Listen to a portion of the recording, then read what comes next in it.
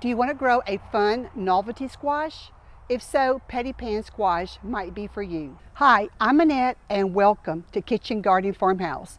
Today is all about patty pan squash. Let's get started. Why is my patty pan squash rotting?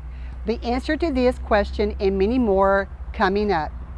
I started my patty pan squash seeds in these little cell trays, and they are more than ready to be transplanted at this time. The variety that I have chosen for this season is the yellow sunburst patty pan squash. This particular variety will be ready to harvest in about 50 days. Patty pan squash is also called scallop squash because it has scallop edges. It has a mild flavor, it is in the family of summer squash, and it is a beautiful addition to our summer gardens. Patty pan summer squash usually grows as a bush or a semi-bush. They're compact and will not take up a lot of room like our winter squashes will. Now, depending on which variety you choose, from seed to harvest would take around 55 days. Patty pan summer squash is an excellent choice for beginner gardeners and also for seasoned gardeners because you can grow patty pan squash in containers, buckets, raised beds, or right in the ground. As far as the growing conditions for patty pan summer squash, usually all vegetables, they pretty much like the same thing, meaning they like at least 6 hours of sunlight, soil that's well draining, and has organic matter in it. Because organic matter, like compost and other organic matter, it helps the soil to be more aerated, it gives nutrients to the plant, and also it helps retain moisture better in the soil. Soaking your patty pan squash seeds in warm water is completely optional, but it usually helps the seeds to germinate faster. Starting your seeds in some little cell trays is also optional, but it definitely will give you a jump start on them growing because you can start these seeds anywhere about 4 weeks prior to your last frost date, but don't forget to harden them off because they need to be adjusted slowly to the outdoor climate and sun. Depending on how many days you have in your growing season, depending on where you live, consider succession planting. That way you can stagger your plants throughout the coming days and you can have a continual harvest throughout the spring and summer months. Maybe every 2 to 3 weeks, plant a couple more plants. As far as diseases and pests for the squash plants, they can come quite quickly. Usually the squash bugs will set in. We have to keep an eye on our plants, and depending on how much humidity you have where you live, the humidity can really cause powdery mildew to set in. So we have to keep on top of this and treat them early so we can save the plants so we can get a good harvest. Also, cucumber beetles also like squash plants, but all of this can be within a natural approach if we catch it early. If you like companion planting, then the nasturtium flowers are known to help with the squash bugs, and then your borage, that is a nice beautiful plant that can help also with worms, and also they say to improve the flavor of the squash. Consistent watering is very important for the health and growth of our squash plants, and whether you have a drip line or you have to water by hand, just making sure it gets enough water because we cannot always depend upon the rainfall. And also taking the time to mulch around your squash plants is worth the effort because it's going to help the plants to retain its moisture better versus just the dirt being open. Usually the squash plants are going to produce all male flowers at the beginning, but then after that it'll start producing female flowers, and you'll know it's a female flower because the fruit will be behind the female flower, where the male flower is just a straight stem. At this time, I'm going to go over some questions and answers with you.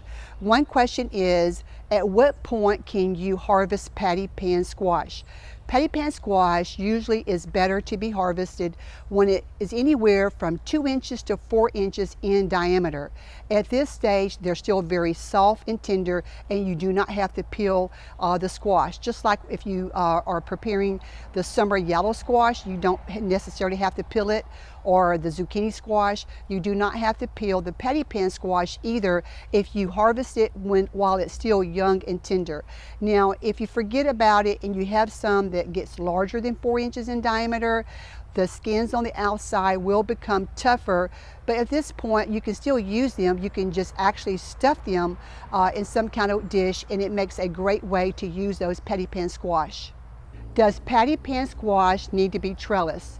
No. They usually grow as a bush or a semi-bush, and so they still need good air circulation, so you don't want to plant them too close together. However, you should not have to trellis them at all. How long does it take for patty pan squash to grow? Depending on which variety you've chosen, anywhere from 5 to 7 weeks. And once again, they are better to be harvested and eaten when it's no larger than the palm of your hand. And so also they can be grown in containers as well, not just in the ground. Does patty pan squash grow as a bush or a vine? It grows as a bush. They do not grow like a long rambling vine like our winter squashes does. And also, when full grown, the plants usually grow about 2 feet tall, and depending on the health of the plant, it could reach anywhere from 3 to 4 feet wide. How many patty pan squash do we get per plant? Well, it depends upon the health of your plant, but it is not unusual to get anywhere from up to, say, 2 dozen of patty pan squash per plant, depending on how healthy your plant is. Is patty pan squash easy to grow? Yes, they are surprisingly easy to grow despite their exotic and novelty appearance. Can you eat the skin of patty pan squash? Yes. The skin is thin and edible as long as you pick them when they're like 2 to 4 inches in diameter. And by far the fastest way to cook the patty pan squash is just throw them on the grill. Why is my patty pan squash rotting? Blossom end rot affects tomatoes, squash, and sometimes peppers and watermelons. It is not a disease problem, so it will not spread from plant to plant. However, it is a problem in the plant not getting enough calcium uptake when it's in its development of the fruit. And you may have enough calcium in your soil, and it's just not being transported to the fruit efficiently. So sometimes what causes that is because of inconsistent watering. You may be watering, but not watering consistently. For an example, watering too much at one time and going too long of a periods without watering. So watering on a consistent basis would be a good thing to prevent blossom end rot if that is the issue, because it takes water to transport the calcium up into the plant to get to the fruit. What is the best size to pick my patty pan squash? You can pick your patty pan squash any size that you prefer, but once again, as long as it's smaller than the palm of your hand, 2 to 4 inches. And also, it's kind of like okra. The more you pick it, the more the plant will produce. Which color and variety is the best?